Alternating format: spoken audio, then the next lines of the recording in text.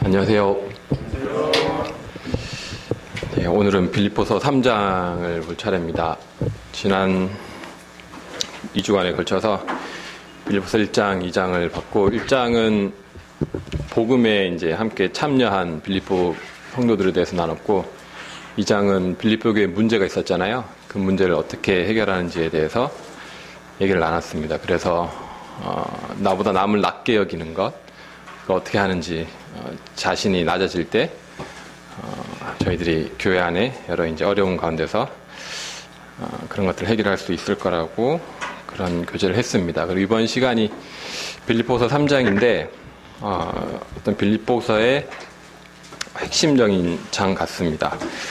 그 2장에서 나보다 남을 낮게 여기는 것, 그리고 저를 낮추는 것, 이것이 실제 쉽진 않잖아요. 그래서 이것이 잘 안 되시는 분은 그냥 포기하시고 3장 하셔야 됩니다. 3장. 아니, 잘 안 되더라. 3장이 거의 최종 비결과도 같은 그런 장입니다. 그래서 오늘 3장을 잘 보시면 지난주에 그걸 말씀해서 실제 해보는데 잘 안 돼요 이러면 3장 이거 하시면 이거는 안 되는 분이 없어요. 이건 다 됩니다. 저는 2장이 사실 잘 안 되거든요. 그렇지만 3장은 누구나 다 할 수 있는 그런 장입니다. 3장을 교독하진 않고 3장을 전체를 보기에 앞서서 세 가지를 좀 살펴보면 좋을 것 같습니다. 세 가지를 염두에 두고 이 시간을 같이 말씀을 나누면 좋을 것 같은데, 첫 번째는 저희가 인생을 살잖아요. 살면서 우리 삶의 목표, 어떤 표대, 이것이 무엇인지, 무엇이었는지, 그리고 무엇인지를 좀 생각하면서 보시면 좋을 것 같고, 두 번째로는 우리가 이제 한국 시민으로 살아가지만 우리 실제 시민권이 어디에 있는지를 좀 살펴보고, 또 마지막으로 3장의 핵심인데 나는 부활을 소망하는가, 이런 주제에 대해서 좀 나누면 좋을 것 같습니다. 뭐 다 연관되어 있습니다. 세 가지가 말은 달리 했지만 다 같은 내용입니다. 3장 1절, 제가 사실 구체적으로 뭐 많은 얘기는 하지 못하지만, 뭐 선교지에서 돌아오고, 뭐 다시 인도원 있다 군포 번영 오면서 이제 한 1년 반이 됐는데, 제 인생에, 뭐 인생이 다들 쉽진 않겠지만, 제 인생에 있어서는 가장 어려운 시간을 보냈습니다. 1년 반 동안.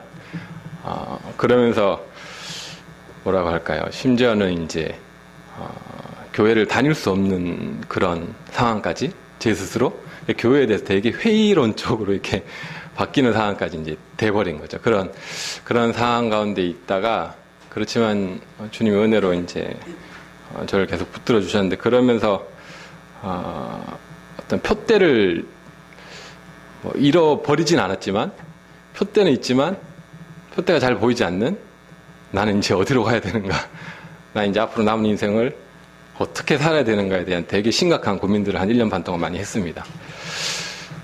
지금도 뭐 그런 고민의 연속선상에 있는 거긴 한데, 그러면서 아무튼 빌립보서를 제가 준비한 건 아니지만 부탁하셔가지고 빌립보서를 준비하면서 이 3장을 제가 예전에 20대 초반에 제일 좋아했던 구절이 있거든요.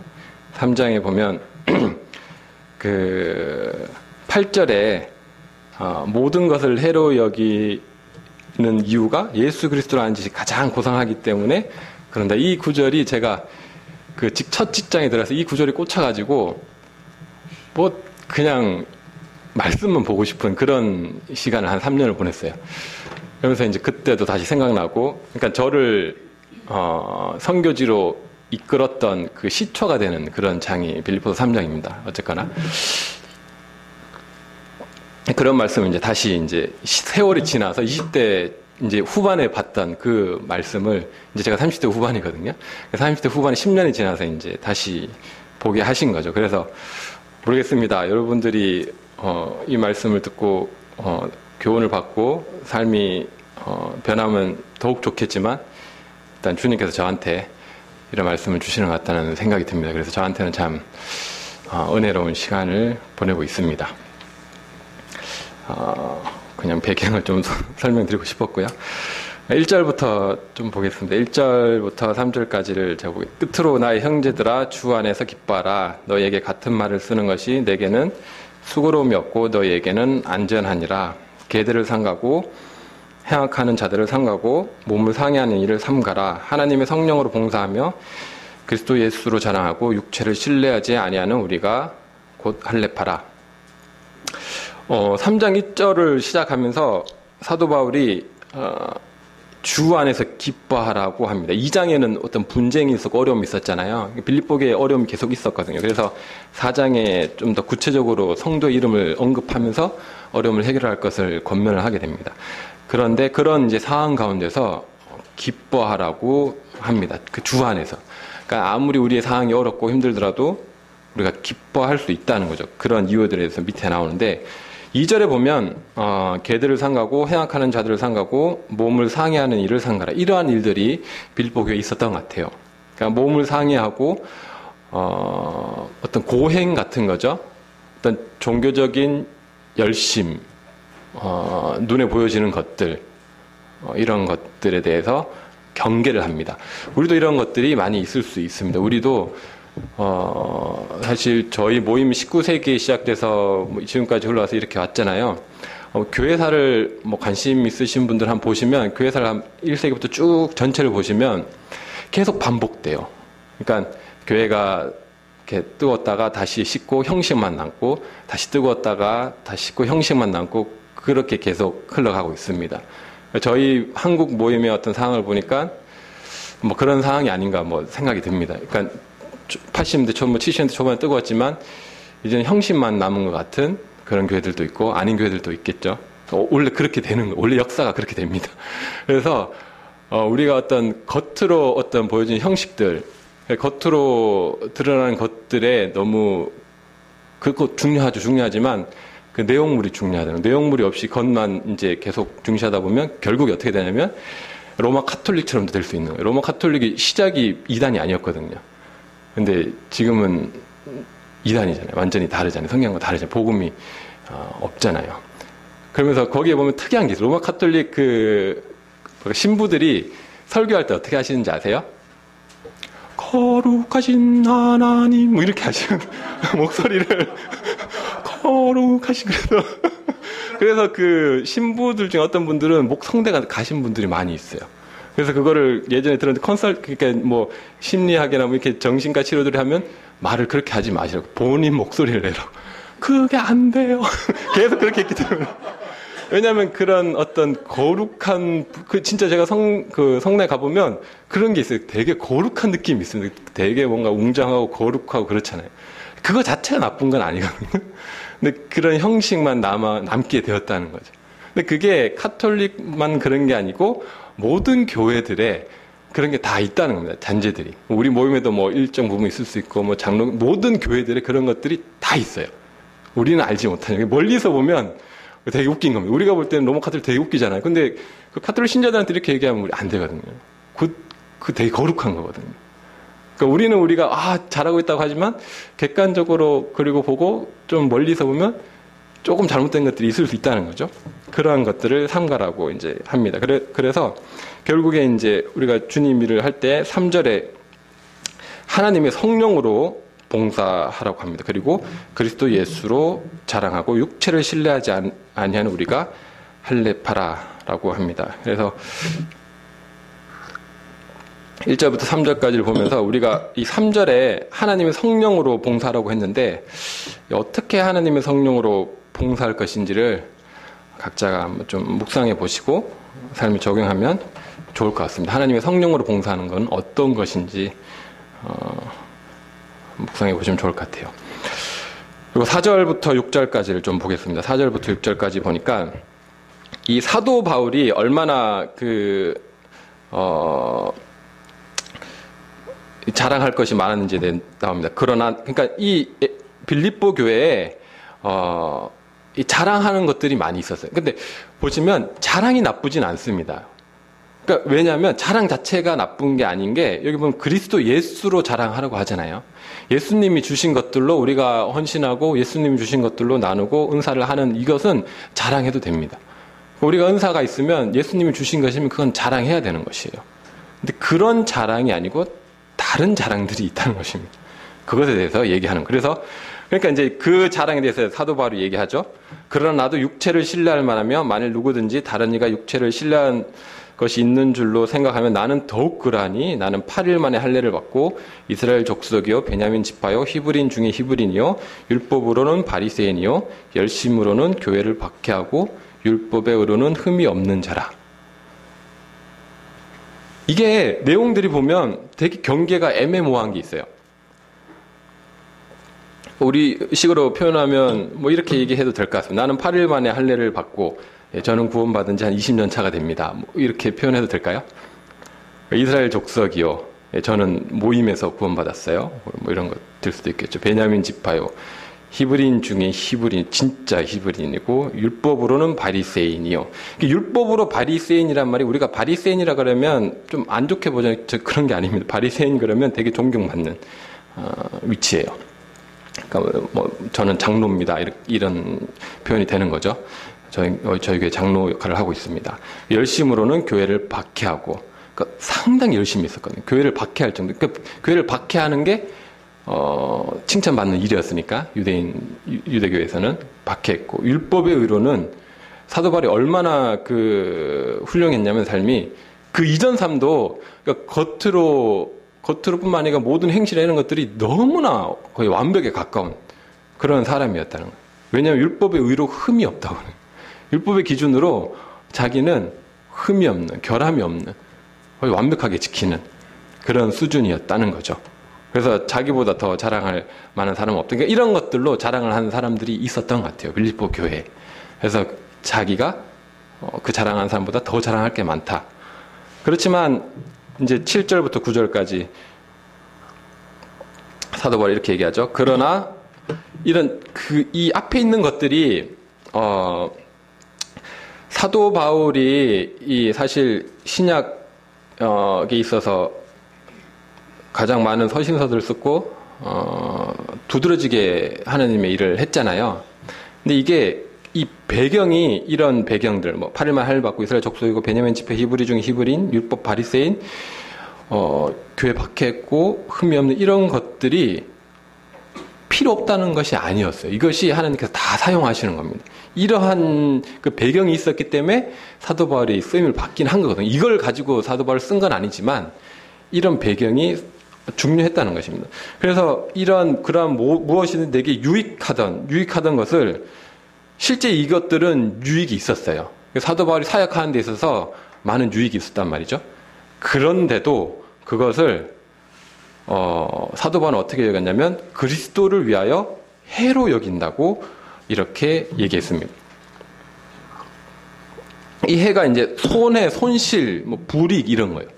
그러니까 사도 바울이 가지고 있던 그 엄청난 배경들, 이것을 본인이 예수 그리스도를 믿게 되고 회심하게 되고 그 이후에도 주님이 이걸 사용하셨거든요. 사용하신 걸 사도 바울도 알겠죠.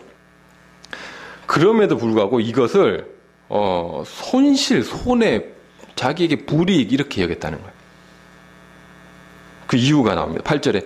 그리고 이것뿐만 아니라 또한 모든 것을 해로 여김은 내 주 그리스도 예수를 아는 지식이 가장 고상하기 때문이라. 내가 그를 위하여 모든 것을 잃어버리고 배설물로 여김은 그리스도를 얻고 9절에 그 안에서 발견되려 함이니 내가 가진 의는 율법에서 난 것이 아니요 오직 그리스도를 믿음으로 말미암은 것이니 곧 믿음으로 하나님께로부터 난 의라. 이렇게 얘기하고 있습니다. 그 사도 바울의 사역에 있어서 도움이 됐던 그런 배경들, 그것을 사도 바울은 다 무가치한 것으로 해로 손실로 여겼는데 그 이유가 뭐라고요? 8절에 그리스도 예수를 아는 지식이 가장 고상하다고 했거든요. 여러분들은 예수님을 얼마나 아시나요? 얼마나 아시고, 그리고 예수님을 아는 것이 가장 고상한가요? 이 지식은, 여기에 나온 지식은 이 그노시스인데, 여기는 여러 가지 것들이 다 포함되어 있습니다. 그러니까 지식이 아니고, 뭐 지혜, 지식, 그리고 그리스도를 아는 행위, 하나님이 이 하나님의 계획에 대한 어떤 통찰력, 삶에 대한 지혜, 이 모든 것들이 포함된 거예요. 그러니까 단순히 어떤 정보가 아니고 자기 삶하고 밀접하게 연관되어 있는 그런 모든 것들입니다. 그러니까 예수 그리스도를 성경을 통해서 아는 지식, 그리고 그것이 삶을 통해서 깨닫게 된 것, 그리고 삶을 통해서 보여지는 것들 있잖아요. 하나님의 어떤 지혜들, 이런 것들.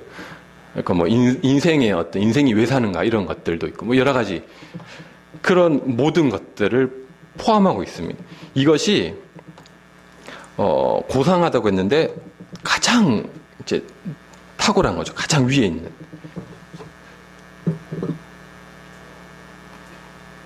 질문 하나 드리겠습니다.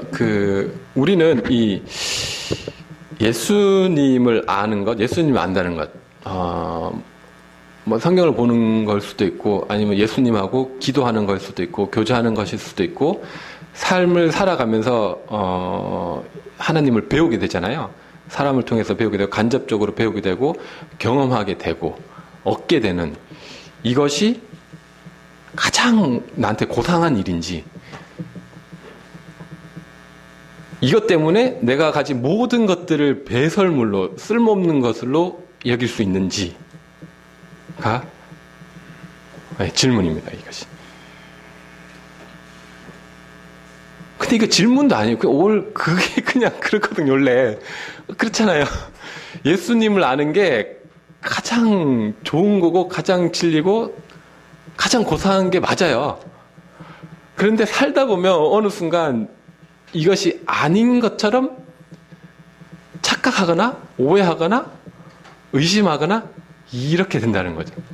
결론적으로 예수님을 아는 게 가장 고상한 게 맞습니다. 근데 우리가 살아가다 보면 그것이 어느 순간에 진짜가 아닌 것처럼 이렇게 여기는 것들이 있어요. 그러니까 예수님을 믿는다고 하지만 실제 삶에서는 행동은 이렇게 말하고 이렇게 다른 그런 것들이 된다면 여기서 말하는 예수님을 아는 지식이 가장 고상하다고 말하는 것을 고백할 수가 없습니다. 그러니까 우리가 입으로 고백하는 게 아니에요. 이 말씀은 입으로 예수님을 아는 게 가장 고상하지, 예수님이 뭐 가장 위대하시지, 뭐 예수님은 나에게 모든 필요를 채워주시는 분이야라고 고백은 하는데 뭐 걱정하고 있으면 이거는 아니거든요. 모든 필요를 채워주신다고 하면서 뭐 걱정하고 있어요. 그래서 나의 행동들이 이제 필요가 안 채워질 것 같으니까 뭔가 하고 있어요. 이거 믿는 게 아니잖아요. 예수님을 아는 게 아닌 거거든요. 아직 그 영역에서는 예수님을 모른다는 것입니다. 그러니까 이게 예수님을 안다는 것이 그냥 지식적으로 들어서 아는 거 이게 아니에요. 왜냐하면 우리는 교회 생활을 오래 했기 때문에 들은 건 많이 있어요. 하나님은 영광스러우시다라고 알잖아요. 근데 영광스러운 하나님이 나한테는 어떤 게 영광스러운 거지 도대체? 라고 물으면 여러분 뭐라고 말을 하시겠어요? 예수님이 가장 위대하시다고 했는데 그럼 하나님이 나한테 가장 위대한 걸 준 적이 있나? 준 적이 있어요? 그 얼마나 되죠? 그 숫자로 세알이면? 하나님은 사랑이시다라고 했는데 내가 하나님께 받은 사랑이 수억 가지는 넘어 라고 이렇게 손 드실 수 있는 분 딱 생각나가지고 원래 그런 거거든요. 근데 이게 쉽지가 않다고요. 수억 가지 아니고 뭐 수천 가지라고 말해도 쉽게 대답이 잘 안 나오는 거. 맨날 우리가 예수님은 사랑이시다 사랑이시다 하는데 실제 내 삶에 예수님은 나를 사랑하셔서 이런 것들을 사랑으로 주셨고 베푸셨어 라고 고백하기는 쉽지 않다는 거예요. 근데 그것이 예수님을 아는 지식이라는 거예요. 예수님은 사랑이시다 이거는 그냥 정보, 그냥 텍스트, 그냥 말하는 거, 귀로 들은 거 이거지. 내 삶 가운데 예수님은 사랑이셨어, 이런 걸 나한테 주셨어, 이것이 있는 거거든요. 그래서 그런 것들이 이게 많아지면 많아질수록 다른 모든 것들이 배설물로 여겨진다는 거예요. 원래 배설물이 아니에요. 원래 좋은 것들이에요. 이 물도 필요하잖아요. 목마르면 이렇게 먹어야 되는데 어쩔 때는 목마를 때 이 물을 먹는 것보다 예수님의 사랑이 더 좋다는 겁니다. 물 안 먹어도. 그것이 어떤 것들이 있냐는 거죠. 다른 모든 것들보다 더 위에 있는 것인지. 그것이 사도 바울의 고백이었습니다. 그리고 그것이 사도 바울을 이렇게 살게 한 가장 큰 원동력이었어요. 그러면서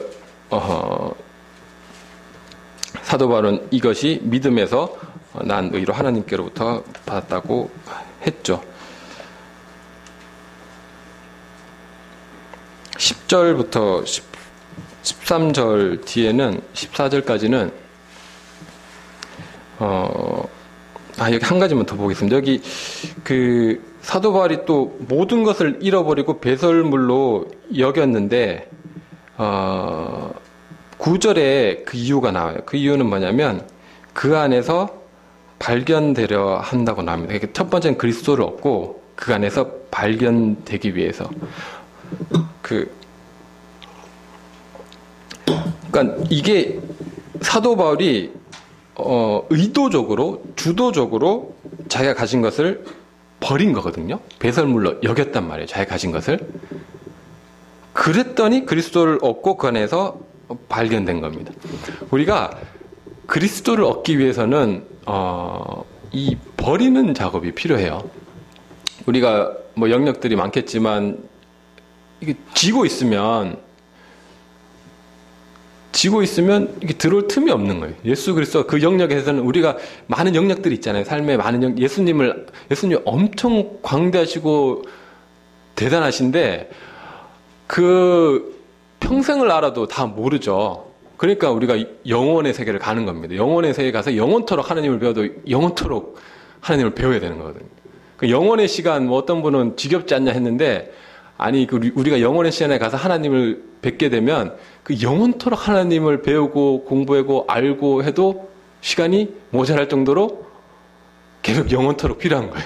그러니까 하나님이 얼마나 광대하시냐면 우리가 지금 이 한정된 시간 속에 공간 속에 살아서 이게 계산이 잘 안 되는데, 이건 우리는 시간 속에 갇혀 있잖아요. 3, 4차원 속에 갇혀 있는데 그 차원을 넘어서 하나님 수준으로 가면, 영혼의 세계에 들어가면 영원토록 하나님을 배우고 알아도 지루하지 않은 거예요. 계속 알아갈 게 있는 거예요. 막 까면 깔수록 뭐 계속 나오는 과일도 있고 그러잖아요. 그런 것처럼 하나님이 이렇게 까면 또 아니 하나님이 이런 끝이 없는 거예요. 영원토록. 그것이 하나님이 계신 거예요. 그것이 하나님의 수준의 그 사랑이고 넓이고 그런 게 있는 거예요. 그러한 것들인데, 그러한 것을 이제 알기 위해서는 이것을 버리는 게 필요한 거죠. 우리가 이렇게 다 갖고 있으면 이 안에 들어올 틈이 없잖아요. 지금은 우리가 영혼의 세계에 살지 않기 때문에 많은 것을 가지고 있지 않습니다. 뭐 작아요. 우리가 뭐라는 게 많지 않잖아요. 몇 개 없어요, 사실. 몇 개 없는데 그것도 이렇게 꽉 쥐고 있죠. 근데 그것을 버리게 될 때, 이게 얻게 되거든요. 지난주에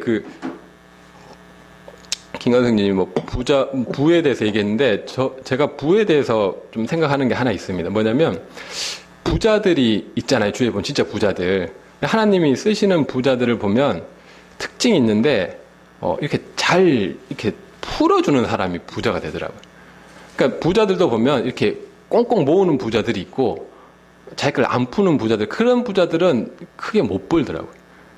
베풀지 못해. 왜냐하면 맨날 이렇게 욕심이 많은 거죠. 그러니까 꽉 쥐고 있는, 그러니까 좀 있는 것 같긴 한데 한계가 있는. 근데 풀어주는 사람은 계속 들어오더라고요. 보세요. 그 나라를 봐도 그래요. 미국하고 후진국들 있잖아요. 후진국들인데 미국 이거 잘 사는 나라가 계속 퍼주거든요. 후진국 계속 퍼주는데 후진국들은 계속 후진국이에요. 계속 받는데. 받으면 받을수록 이게 이렇게 선진국이 돼야 되는데 그러지 않고 계속 후진국이. 근데 선진국은 계속 퍼주는데 계속 선진국이잖아요. 희한하죠. 그러니까 그 세계를 봐도 이 하나님의 어떤 그런 원리들이 있습니다. 그래서 우리가 무엇을 얻기 위해서는 이렇게 좀 비워내야 돼요. 팥도 맛있는 거 먹으려면 배고플 때 먹어야 맛있지. 배부르면 아무리 좋은 거 먹어도, 좋은 거 먹고 나면 그 다음은 배가 뭐 먹고 싶지 않잖아요. 그게 모든 원리에 있는 거예요. 그러니까 우리 안에 뭔가 많은 게 있으면 예수님이 이렇게 귀하게 여겨질 수가 없는 거예요. 그러니까 음식도 보면 제가 예전에 간장게장이라는 걸 못 먹어봤거든요. 아니, 먹을 줄 몰랐어요. 그러니까 간장게장 좋아하시는 분 계신가요? 저는 그걸 먹을 줄 몰랐는데 저희 아내가 되게 좋아해요. 그래서 되게 비싼 파주에 아주 비싼 간장게장 되게 비싼 집에 갔었거든요. 근데 되게 비싼 집 가서 저는 뭘 먹었냐면 양념게장 먹었어요. 어리석은 거죠. 왜냐면 간장게장 맛을 모르니까. 근데 어느 순간 간장게장 맛을 알고 나서는 내가 그때 왜 그랬을까? 지금부터는 그런 데가 무조건 간장게장만 먹습니다. 그래서 맛을 아는 거죠. 근데 맛을 모를 때는 기존에 익숙하던 거 간장게장 막 비린내 나고 뭐 좀 이상하니까 못 먹는 거예요. 근데 양념게장 하면 좀 익숙하니까 그것만 먹는데 그러면 이 새로운 신세계를 이렇게 맛을 못 보는 거죠. 예수님을 아는 것도 동일한 것입니다. 우리가 아는 수준에서만 이렇게 하면 맨날 그냥 그 수준에서만 보는 거예요. 근데 이걸 좀 비워버리고 과감하게 새로운 것도 도전하고 예수님이 이런 영역도 이렇게 도전하다 보면 이런 예수님의 이런 것도 있었구나 이거 알게 되는 거죠.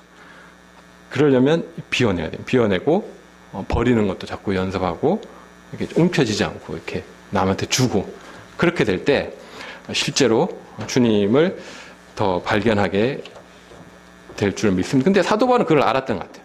이것을 버려야지 예수님을 얻게 되는. 그래서 실제 그렇게 여겼고 예수님을 가장 귀하게 여겼습니다. 10절부터 14절까지는 오늘 말씀이었던 핵심과도 같은 장인데 10절부터 14절까지를 보면 부활에 관한 얘기입니다. 부활. 내가 그리스도와 10절 제가 이렇게 내가 그리스도와 그 부활의 권능과 그 고난의 참여함을 알고자 하여 그의 죽으심을 본받아 어떻게 해서든지 죽은 자 가운데서 부활에 이르려 하노니 내가 이미 얻었다 함도 아니요 온전히 이루었다 함도 아니라 오직 내가 그리스도 예수께 잡힌 바 된 그것을 잡으려고 달려가노라. 형제들아 난 아직 내가 잡은 줄로 여기지 아니하고 오직 한 일 즉 뒤에 있는 것은 잊어버리고 앞에 있는 것을 잡으려고 표대를 향하여 그리스도 예수 안에서 하나님이 위에서 부르신 부름의 상을 위하여 달려가노라. 오늘 말씀이랑 요즘 우리 올림픽이랑 참 잘 맞는 것 같습니다. 동계올림픽에서 많이들 보시죠. 예. 좀 많이 보지 못했는데 이 선수들이 이 금메달 따면 너무 기분이 좋잖아요. 그리고 사실 우리는 그 순간을 보는 거지만 그 선수들은 그동안 얼마나 많은 고생을 했겠어요. 그죠? 지금까지 그 금메달을 위해서 고생했죠. 그래서 결국에 금메달 딴 선수들도 있고 못 딴 선수들도 있고 그러죠. 근데 올림픽에서 보면 결국에 누가 이 영광을 얻게 되냐면 금메달을 딴 사람이 영광을 얻게 되거든요. 그죠? 근데 하나님의 나라에서도 물론 뭐 하나님 나라가 1등만 이렇게 하는 그런 나라는 아니죠. 메달 종류가 많을 겁니다. 그래서 모든 사람들에게 메달을 줄 겁니다. 근데 그 메달이 똑같진 않아요. 다릅니다. 그리고 어떤 사람은 똑같다고 생각하는 사람이 있어요. 천국 가면 다 평등하다고 생각하는 사람들이 있는데 천국은 평등한 곳은 아니에요. 성경에 어디 천국이 평등하다고 되어 있습니까? 죄는 없죠. 아픔도 없고 슬픔도 없는 곳이지 우리 그 신자들이 수준이 다 똑같지가 않아요. 다 달라요. 이러면 그럼 어떻게 천국이야? 아니요. 성경은 그렇게 되어 있어요. 다르다고요. 수준들이 달라요. 근데 차별은 없습니다. 이게 개념이 잘 이해가 안 되죠. 좀 이해하기 쉽게 설명드리면 저희 모임에 13명 있는 집 있죠. 빛난에 저기 황산에 자녀들이 13명이거든요.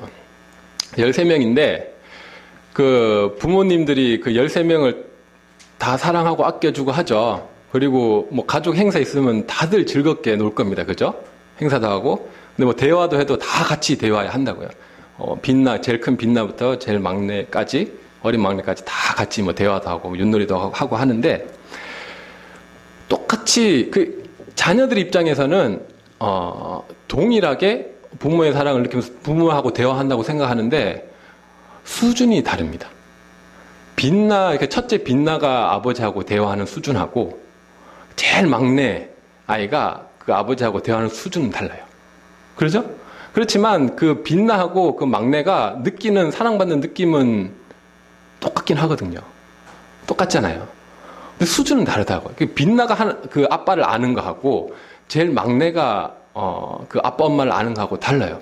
그래서 빛나도 행복하고 막내도 행복합니다. 그럼 여러분은 그냥 막내가 되시겠어요? 아니면 빛나처럼 그 아버지를 가장 잘 알아서 그 수준 높은 대화를 하길 원하세요. 그런 차이가 천국에 있는 거예요.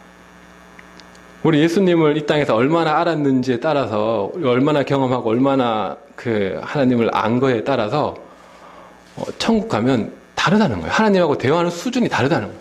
다 대화하죠. 우리도 보면 뭐 대학교 수준의 대화하고 고등학교 졸업한 사람, 초등학교 졸업한 사람, 뭐 외국에 석사, 박사 대화한 사람, 대화하면 대화 수준이 다르잖아요. 박사 출신의 사람은 다 대화할 수 있죠. 어린아이부터 큰아까지. 근데 초등학교만 졸업한 사람은 그 박사 수준의 사람하고 대화는 못 하거든요. 그 박사 수준의 사람이 대화를 그 수준을 낮춰서 얘기해 주는 거죠. 근데 같은 수준을 얘기하면 이해하겠어요? 초등학생이? 이해 못 하죠. 그래서 그거 낮춰서 얘기하는 겁니다. 그러면 이 초등학생이 그냥 초졸하고 싶으세요? 아니면 대학원 이런 데 졸업하고 싶으세요? 대학원 졸업해서 천국에 들어가야겠죠. 그게 그냥 이 땅에서 정해진다는 거예요. 천국 가면 끝났어요. 그러니까 천국 가서는 그 수준에서 그냥 하나님을 알아가는 것입니다. 초등학교 졸업했으면 그 수준에서 천국 가서 초등학생으로 살아가는 거고, 대학원을 졸업했으면 대학원 수준에서 천국에서 살아가는 거죠. 다르다는 거예요. 그것을 지금 얘기하고 있어요. 그래서 부활의 사도 바울은 이 땅을 살면서 여러 가지 고난이 많았잖아요. 그러면서 근데 이 사도 바울은 이 고난에 적극적으로 참여합니다. 10절에 보니까 그리스도가 그 부활의 권능과 그 고난에 참여함을 알고자 해 그의 죽으심을 본받아. 본인도 예수님이 당한 그 고난을 같이 참여하고 싶어 했어요. 그래서 어떻게 해서든지 죽은 자 가운데서 부활에 이르려 하노니. 본인이 부활하는지 알고 있었잖아요. 근데 이 부활에 이르려 한다는 게 무슨 말이죠? 그러면서 내가 이미 얻었다 함도 아니요, 온전히 이루었다 함도 아니요, 내가 그리스도 예수께 잡힌 바 된 그것을 잡으려고 달려가노라. 지금까지 이룬 게 많았잖아요. 그래서 이전 것 다 잊어버리고 앞에 있는 것, 표대를 향하여 하나님 위에서 부르신 부름의 상이 있었다는 것입니다. 그 상은 뭐 여러 가지가 있는데 4장 첫째 구절에 좀 나오긴 합니다. 그래서 그 상급이 있었고, 표대가 있었고, 그것을 위해서 사도 바울은 달려갔어요. 그러면서 15, 16절에 그러므로 누구든지 우리 온전히 이룬 자들은 이렇게 생각할지니 만일 어떤 일에 너희가 달리 생각하면 하나님이 이것도 너희에게 나타내시리라. 오직 우리가 어디까지 이르렀든지 그대로 행할 것이라. 자, 우리가 그 교회 생활을 하다 보면 때로는 뭐 성도 간에 다툼도 있고 어려움도 있고 뭐 갈등도 있고 합니다. 왜냐하면 우리는 사람이니까. 그런 게 없는 교회는 없죠. 그래서 그런 것들로 인해 뭐 어려움도 있고 뭐 교회가 뭐 깨지기도 하고 그런데 때로는 그런 것 때문에 이제 신앙을 잃어버리기도 하고 그렇습니다. 상처를 받아서 그런 게 뭐 이해가 안 되는 건 아니지만, 그런데 중요한 것은 이런 일이 이제 빌립보서에도 있지 않았을까요? 있을 수 있겠죠. 뭐 상처받아서 뭐 떠난 성도들도 있을 수 있고 싸우기도 하고. 근데 그것에 집중하지 않고 사도 바울은 이것에 집중하라고 합니다. 물론 다툼이나 이런 것들은 우리가 어떻게 해결해야 되면 나보다 남을 낮게 여기면서 나를 낮추면서 해결해야 되는 문제입니다. 그런데 그렇게 해도 해결 안 될 때가 있어요. 그런 경우가 있죠.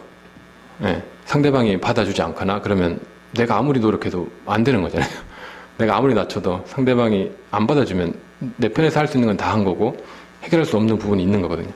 그러면 어렵지만, 그럼에도 불구하고 우리가 거기서 해결될 수 있는 방법은 그렇게까지 최선을 다했으면 그 다음은 이 위에서 부른 부름의 상을 바라보라는 것입니다. 표대를 향해서. 그리고 우리가 부활할 것에 대해서 보고 이것이 우리의 목표라는 것이에요.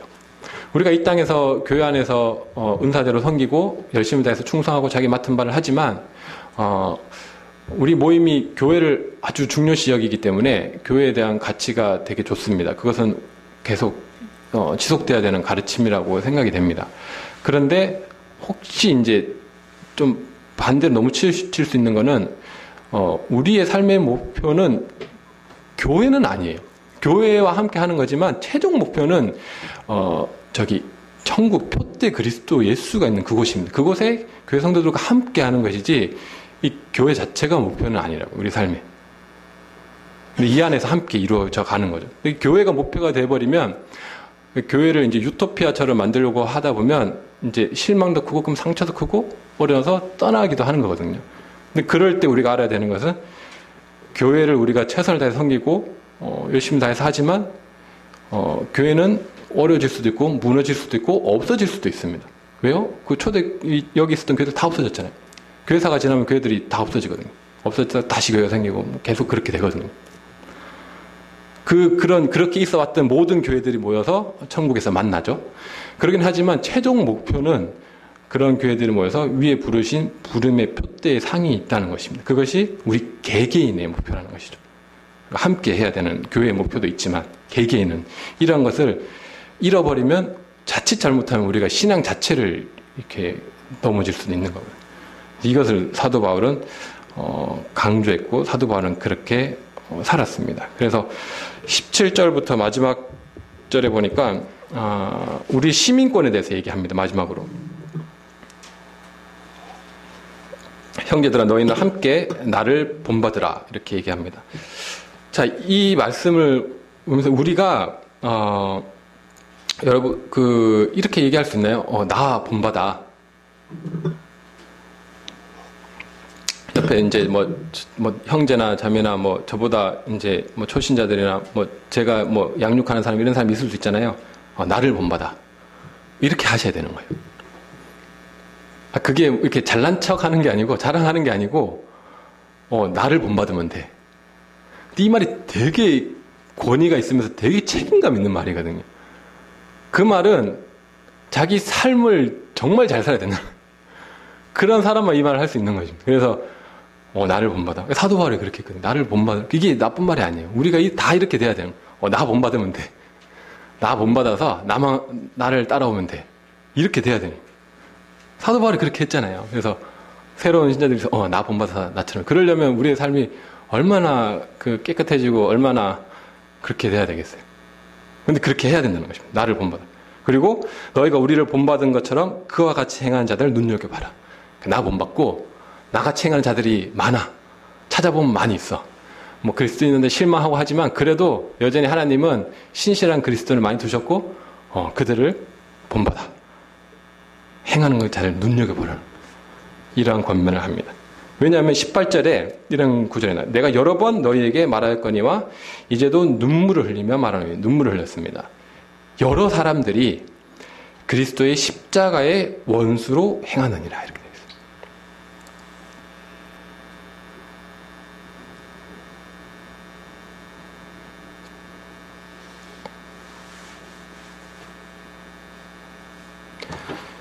실제 우리가 그리스도인이면서 이들은 지금 이 십자가의 원수로 행하는 자들이 안 믿는 자들이 아니에요. 믿는 자들이었는데 십자가의 원수로 행한다고 이렇게 표현을 해요. 얼마나 그리스도인이 받아서는 안 되는 그런 모욕이에요. 십자가로 인해서 삶이 바뀌었는데 이제는 그 원수로 행한다는 거예요. 왜요? 이유가 있습니다. 19절에 그들의 마침은 멸망이요 그들의 신은 배요 그 영광은 그들의 부끄러움에 있고 땅의 일을 생각하는 자라. 19절에 그들의 신은 배라고 했는데 이 배, 이 속이 빈 걸 얘기하는데 욕망의 자리를 얘기하고 있습니다. 그들은 자신들의 영광을 위해서 일한 거예요. 자신들의 욕망을 채우기 위해서 교회 일도 하고 자기의 욕망을 채우기 위해서 사역도 하고 자기의 어떤 왕국을 건설하기 위해서 하나님을 이용한 자들이죠. 누가요? 그리스도인들이요. 내가 그랬을 때는 우리 그리스도인이잖아요. 우리 언제든지 이렇게 될 수 있다는 거죠. 그리고 그러고 있는지도 모르고 지금. 왜냐하면 이때도 여러 사람들이 그랬대요. 여러 사람들이 그리스도의 십자가의 원수로 행한다고 했습니다. 그래서 주위에 그렇게 행하는 사람들이 있으면 너무 실망하실 필요 없어요. 원래 그런 겁니다. 그런 사람들이 많다는 거예요. 왜요? 그들은 표대를 잃어버렸거든요. 표대를 향해서 계속 달려갔어야 되는데 왠지는 모르죠. 어느 순간 그 표대는 없고 자기만의 표대를 만들어서 자기만의 왕국을 건설하거나 그런 일들이 일어난다는 비일비재하게 계속 일어난다는 것입니다. 가장 심각한 이 교회사 역사 가운데서 그리스도인들의 그 무리들 가운데서. 왜요? 이 어떻게 보면 전쟁터거든요. 사탄이 가만히 두지 않거든요. 그래서 우리의 생각과 이 모든 것들을 어떻게든 이 표대에 못 이뤄서 그 자리에 못 가도록 방해하는 사람들이 많다는 거죠. 제 자신도 그렇고. 그러면서 사도 바울은 20절에 이렇게 합니다. 그러나 그런 사람들이 많다. 그런 사람들이 있고 원수가 행한 자들이 있지만 그럼에도 불구하고 우리가 주목해야 되고 우리가 기억해야 되는 것이 있는데 우리 시민권이 어디에 있다고요? 하늘에 있는지라. 거기로부터 구원하는 자 주 예수 그리스도를 기다리니. 시민권이 하늘에 있다는 거죠. 시민권이.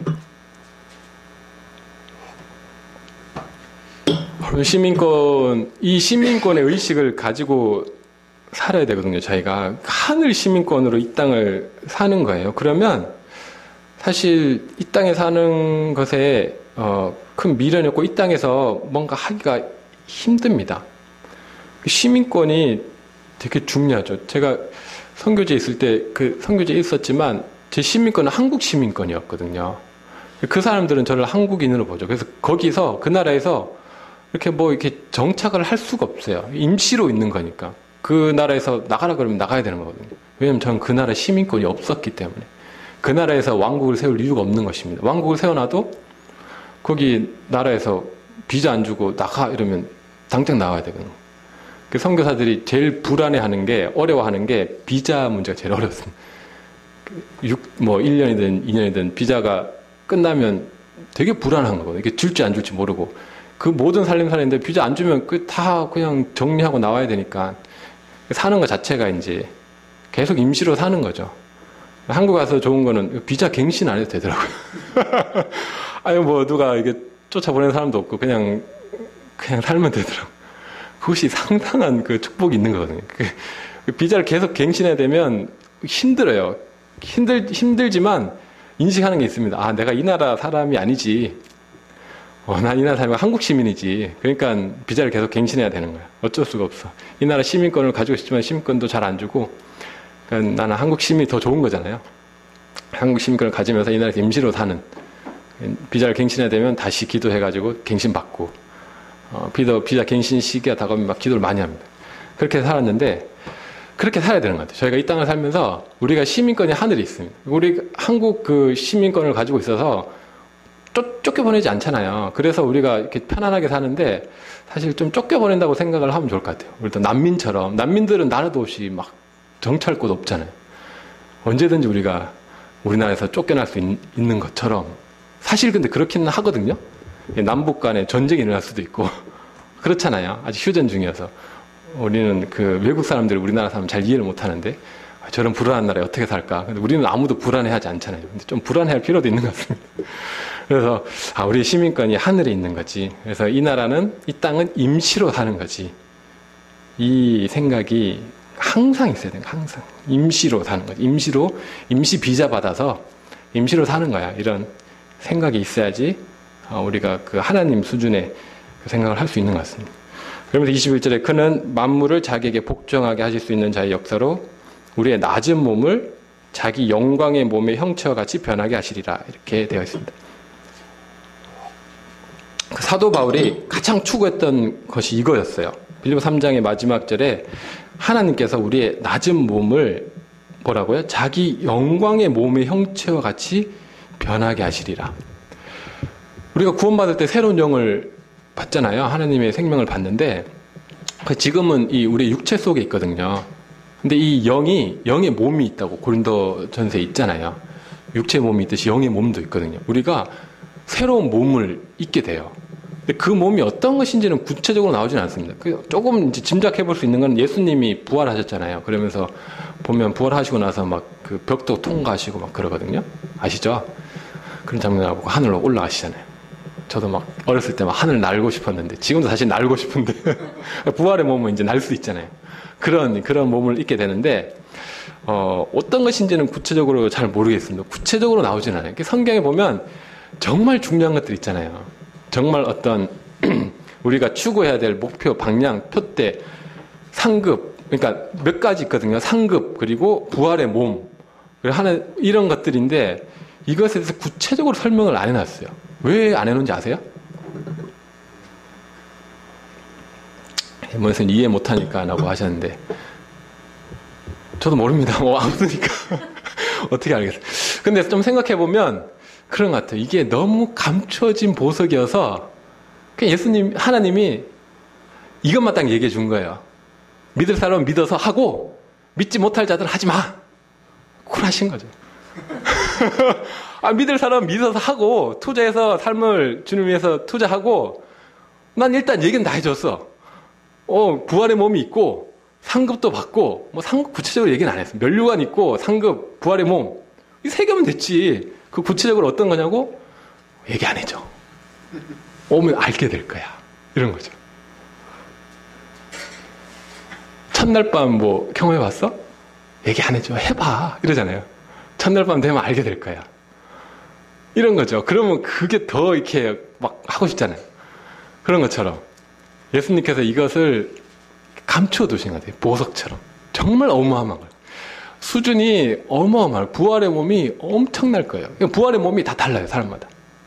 그래도 뭐 제 수준에서 생각해보면 제 몸도 뭐 좋진 않지만 몸이 좋으면 좋잖아요. 몸이 좋으면 막 이렇게 몸이 체력이 좋고 하면 뭐 운동할 때도 더 잘할 수 있고 힘도 세고 운동도 더 재밌게 하고. 근데 체력이 약하고 몸이 약하고 이러면 한계가 많잖아요.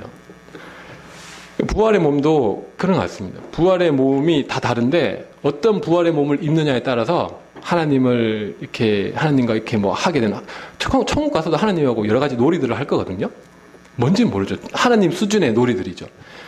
그런 것들이 부활의 몸에 따라서 뭐 다를 수도 있을 것 같아요. 뭐 프리미엄 리그, 뭐 그리고 그냥 일반 리그, 프리미엄들이 하는 뭐 그런 것들 그런 거 있지 않을까요? 그게 제 상상입니다. 상상의 나를 펼쳐보는 거죠.